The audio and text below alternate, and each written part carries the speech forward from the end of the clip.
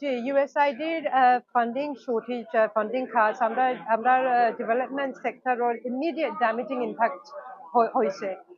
particularly in Bangladesh Rohingya ক্যাম্পের মাঝে আমরা রেফিউজি সাপোর্ট সব স্টপ হয়ে গেছে। এর জন্য আমরা ব্রিটিশ এইড আরো ডেভেলপমেন্ট পারপাস নিড আছে। So কক্সবাজারের ডিমান্ড যত হাই হয়েছে বিকজ গ্লোবালি ইউএসআইডি ফান্ডিং কম হয়ে গেছে। এটা ডায়ার সিচুয়েশন, হিউম্যানিটেরিয়ান সিচুয়েশন, আর আমরা জেলা পারি আমরা solidarity দেখানি লাগবে। Bangladesh, this initiative in particular, we could think about the skills and the solidarity that we have heard here that can be put to Bangladesh's development future with all that expertise that is around us in the room. But the TS states have some of the most vulnerable communities historically through intergenerational terms where we haven't seen enough progress. So we remain very worried. In Oxfam, we want to create in Bangladesh and everywhere in the world a better, fairer world. So part of our work in Bangladesh is to think about fair labour conditions and supporting incredibly vulnerable workers that might historically have worked in the TS states. And if they are left vulnerable and marginalised, we are keen to support their futures so that they could thrive in some shape or form.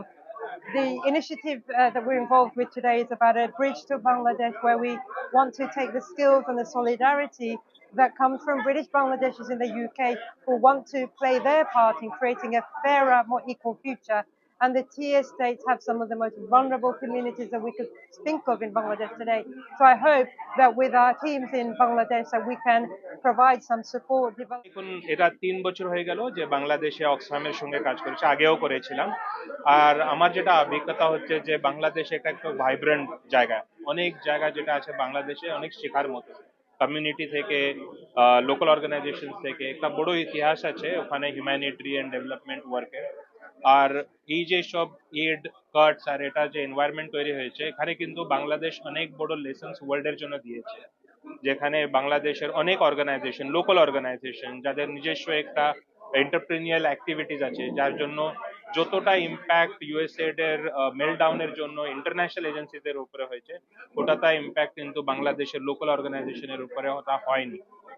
এটা আমার মনে হয় কি বাংলাদেশের যে resilient spirit আছে তার জন্য এটা হয়েছে, সেটা আমাদের জন্য অনেক শেখার। আমরা 1971 থেকে আমরা এস্টাবলিশ করছি অক্সফাম বাংলাদেশ। বিভিন্ন কাজর স্পেশালি ইন ডিজাস্টার ম্যানেজমেন্ট, যে সময় ফ্লাড হয়, যে সময় কোনো সুবিধা অসুবিধা হয়, ওই সময় আমরা অক্সফামের ফিল্ডে গিয়ে আমরা কাজ করি। আমরা ইমিডিয়েটলি যেটা আছে ক্যাশ ডিস্ট্রিবিউশন করি, আমরা কিছুটা টাকা দেই, দেওয়ার পর ওরা যার নিড আছে আমরা চেষ্টা করি হেল্প করার জন্য।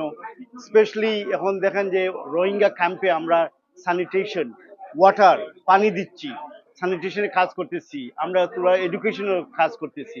কিন্তু আমাদের প্রজেক্ট শুধু মানে ওয়ান এরিয়াতে না, বিভিন্ন এরিয়া, শুধু সম্পূর্ণ বাংলাদেশে না, গ্লোবালি আমরা কাজ করতেছি to help develop, create better environment, to improve people's lives.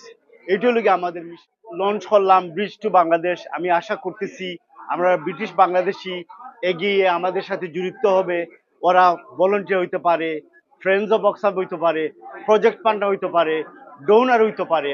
আমরা আশা করলাম যে আজকে এইটা লঞ্চ করার পর অনেক ব্রিটিশ বাংলাদেশি আর জড়িত হবে আমাদের সাথে, ওরা জানবে অক্সফামে কি কি কাজ করতেছে বাংলাদেশি। আমাদের গেস্ট ছিল আমাদের অনারেবল হাই কমিশনার আসছেন, বারনেস পলাউদ্দিন আসছিল, আমাদের country director from Bangladesh Ashish Damle আসছিল, আমাদের অক্সফামের সিও।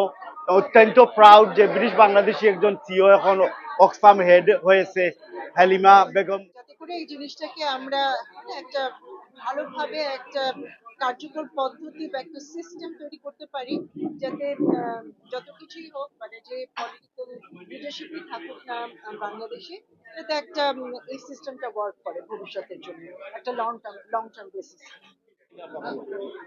অক্সফ্যাম সেই 1971 থেকে বাংলাদেশের পাশে রয়েছে এবং গত প্রায় 5 দশক ধরে বাংলাদেশের বিভিন্ন কার্যক্রমে অংশগ্রহণ করে আসছে।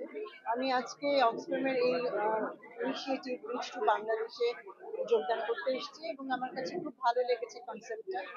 আমাদের ব্রিটিশ বাংলাদেশি ডায়াসপোরা যেটা রয়েছে এখানে, তারা অত্যন্ত শক্তিশালী এবং তারা সবসময় বাংলাদেশের পাশে থেকেছে বিভিন্ন দুর্যোগে বিভিন্ন সময় তারা বাংলাদেশকে দুঃখে সুখে দুঃখে পাশে থেকেছে।